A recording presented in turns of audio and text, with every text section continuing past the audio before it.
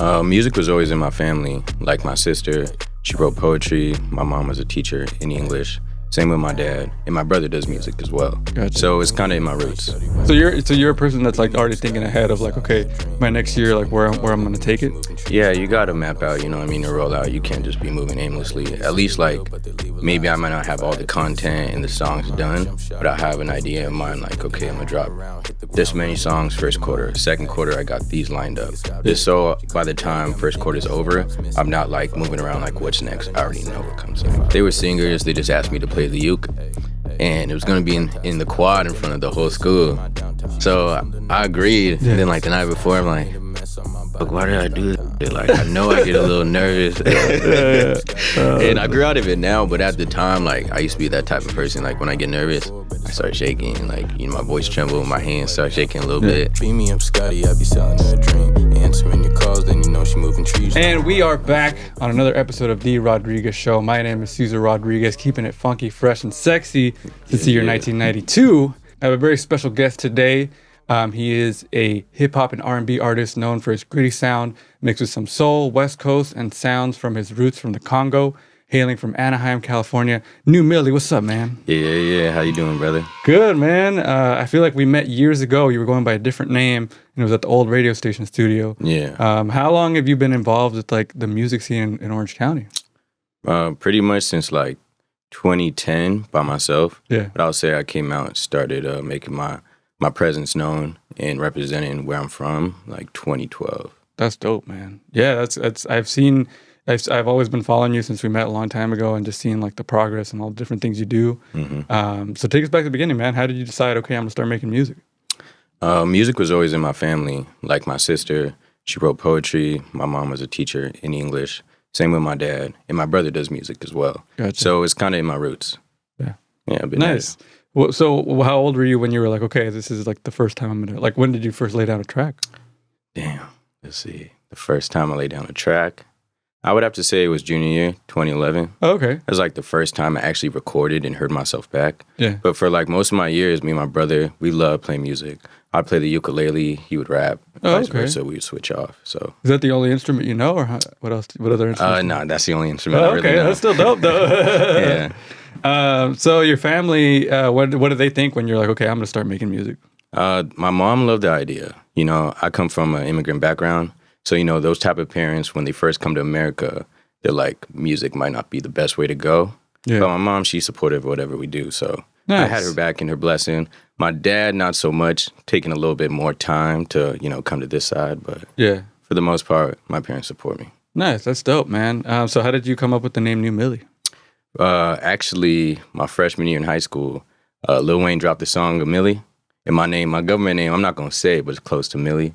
So people just call me Millie for short. Oh, okay. Yeah. Nice. Yeah, that song was like it just hit so hard when it came out, bro. Really though. And then my name is so similar. It became my nickname, and rocking with it ever since. That's dope. So was Lil Wayne, would you say, like one of your biggest influences, or? Early on, yes. Not the main influence, but he's a part of that collection. Gotcha. Who else is in that? 50 for sure. I started on him. Rakim, Nas, Gangstar, Boot Camp Click. I was really into hip hop growing up, Nice. as a young kid. Yeah. But Lil Wayne for my generation, yeah. He's considered one of the best of all time. Mm-hmm. I'm more West Coast when it comes to like the people that like I really like attach to, like Dr. Dre, that G-Funk sound. Man. Yeah. The Chronic.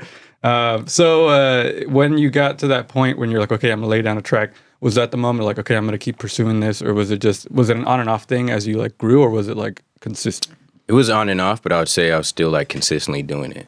Like I wasn't as consistent as I am now, but for the most part, I would keep tapping into that music scene. So for the most part, I would like record. I liked how I heard it back. Generally, I would do it for fun. So it's more about the art than like, this is what I'm finna do in my life. You know what I mean? So I'd always just bust out tracks without knowing it's what I want to do. And like now, fast forward to now, like where do you still see it as like, okay, I'm gonna do this, or you want to focus on that to become a touring musician, or like, okay, this is just one of the many avenues that I want to express myself through? I think both of them can exist. Like I do want to be a musician, and this is what I'm trying to do, but I'm not limited. You know what I mean? I'm not one dimensional. I'm not trying to box myself in. So I want to be involved in art in general. Yeah, So and I many can see that even in your Instagram, bro. Like your every post is very intentional. Like some of the photography is really well. I mean, you as like a model, you probably know how to express yourself through visuals as well, right? But yeah, we'll talk about that in a second. But let's get to this new single, "Oh 04 Braun." Okay. Popped up at 11:11. So what's the concept behind the track, man? Why "Oh 04 Braun, man? How did you relate to him in '04? Actually, I recorded that track kind of like a while ago. It was when the Lakers were in the playoffs. Oh, okay. So I was heavily hooping. I like playing pickup games, side games on the side. Nothing really too serious. I'm a big basketball head growing up, fan of Kobe, fan of the Lakers. So, yeah, that was the inspiration behind it. When my homie Jer actually made the beat, we was watching Lakers game. And so we started, me and my boy Jacory, we started rapping about like things we saw, jump shot, logo shot.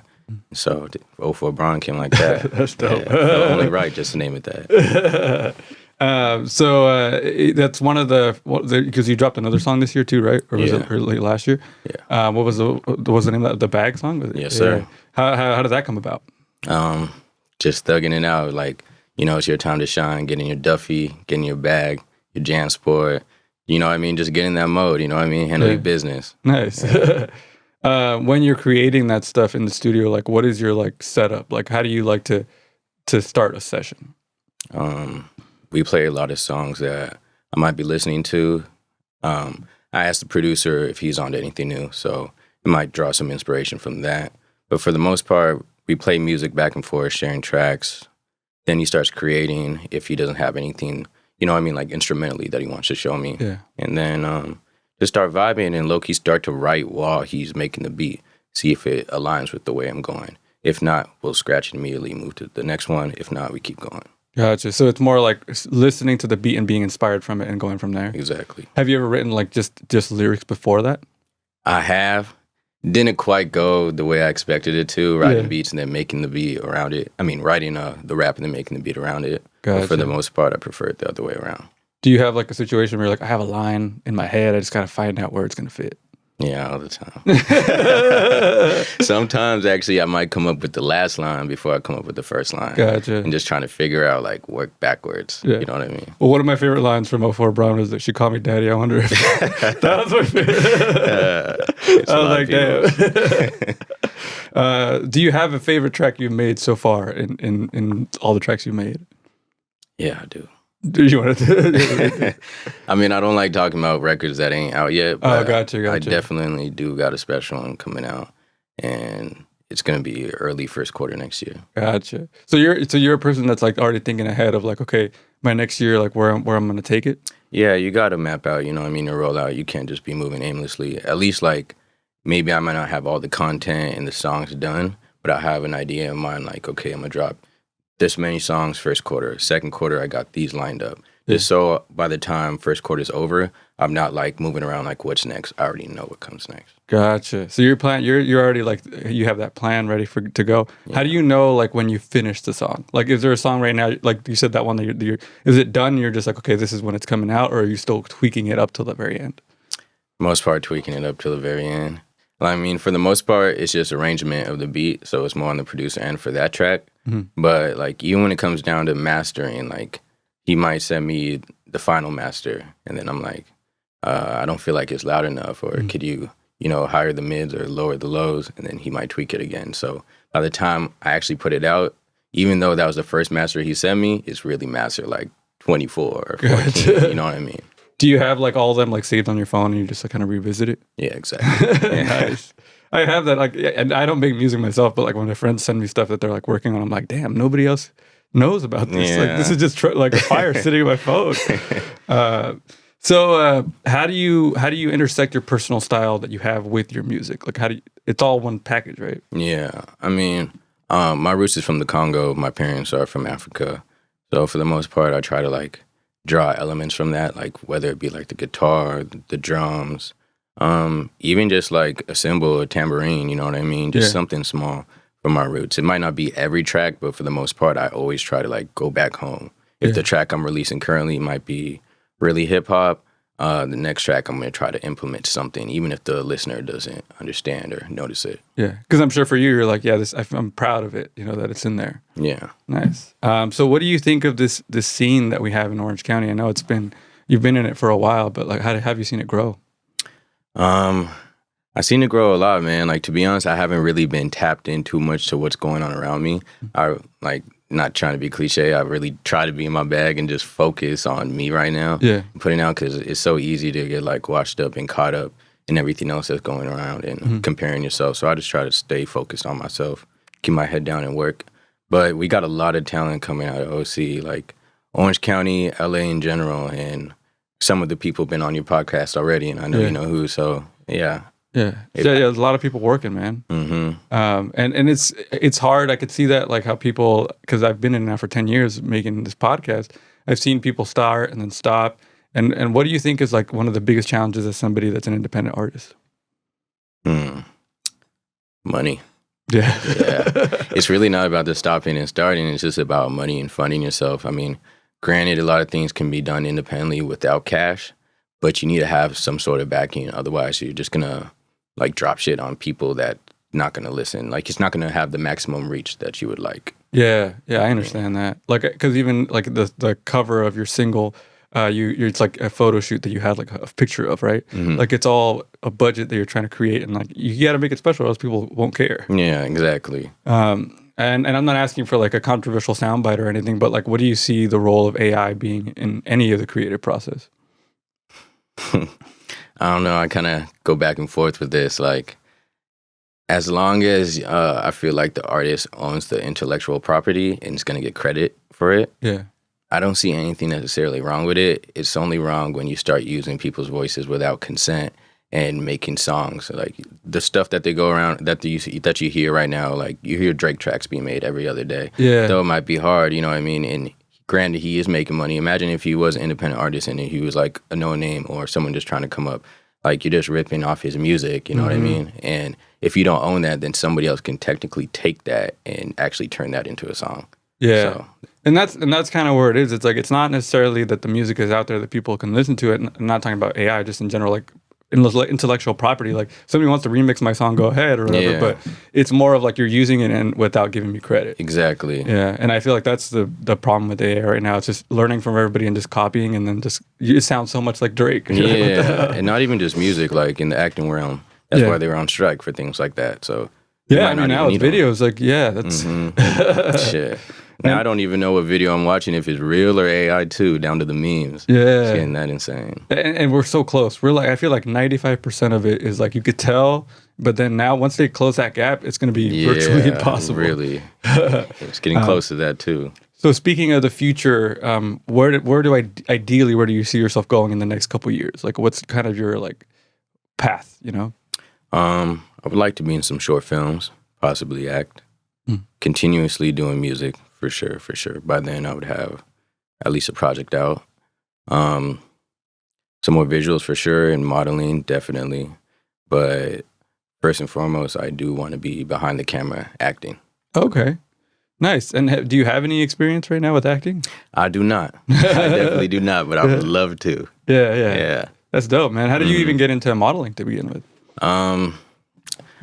Damn, that's a good question. I really don't know. I just got a lot of friends that send me gigs, or like in my younger years, I try to go out and network a lot.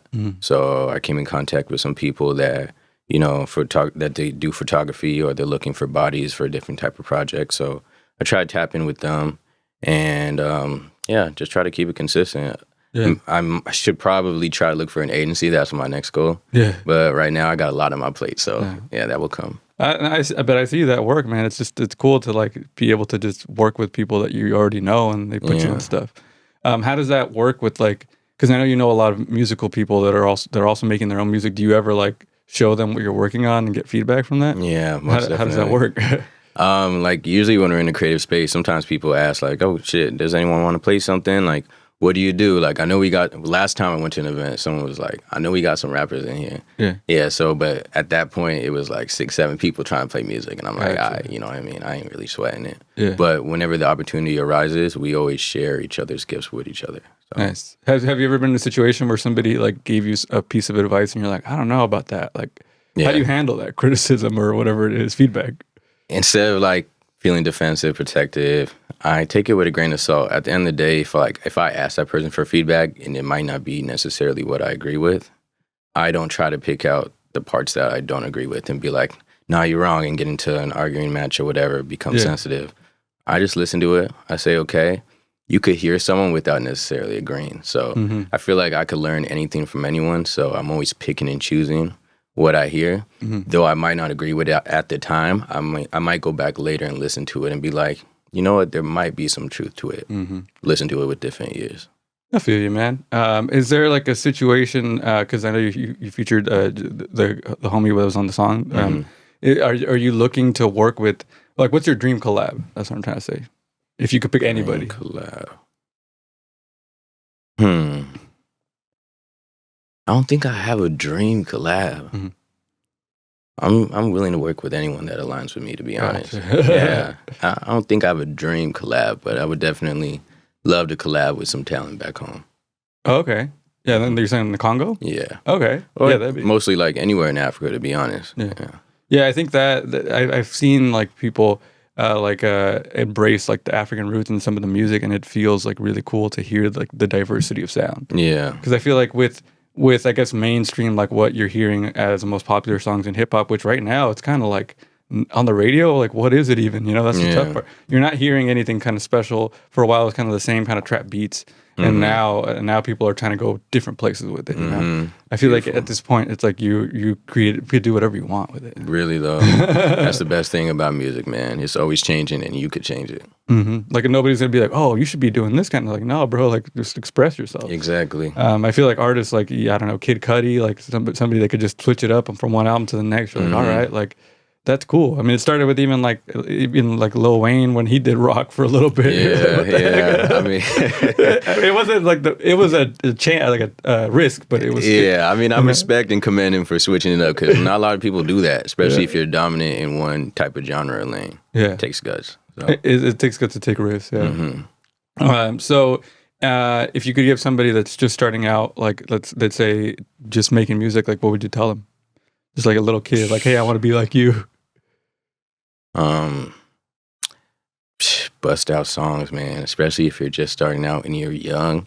This is the time to just crank out songs, man. Bust them out. Just keep recording, making music. Don't even worry about dropping anything yet. Just keep building up that skill, that talent, develop it, and you'll get in front of the right people. You'll know when it's time to drop something. Just don't be in a rush. Yeah, if you're 18, 19, even 15, 16, whatever age you are, just make that thing. Exactly. Why not? So if you want somebody to start listening to your music, where should they start? Like what song? Is it 04 Braun?